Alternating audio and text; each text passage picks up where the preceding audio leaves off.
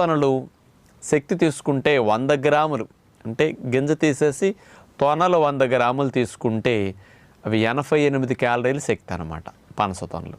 ఈ పనస తొనలు 5, 10, 15, 20 మనం అట్లా తినేసేస్తే ఒక ఆహారంగా మంచి భోజనంగా అవి తినేసి కడుపు నిండటానికి బొప్పాయి, కర్బూజా లాంటివి నింపేయచ్చు అనమాట.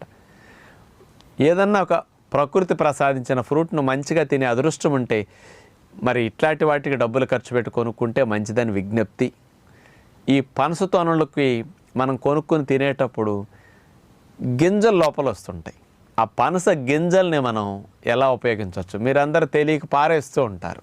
దీన్ని పారేయకుండా పనస గింజల్ని ఎట్లా చేసుకోవచ్చు అంటే కాల్చి తింటే భలే బాగుంటాయి. నుప్పుల్లో వేసి కాల్చుకోవటానికి అవకాశం ఉంటే చేసుకోవచ్చు. నుప్పుల్లో వేయకుండా కూడా ఇప్పుడు మనకి మందపాటి మూకుళ్ళు ఉంటాయి, పూర్వం రోజులు గుంట మూకుళ్ళు, అలాంటి వాటిలో పెట్టేసేసి మీరు పైన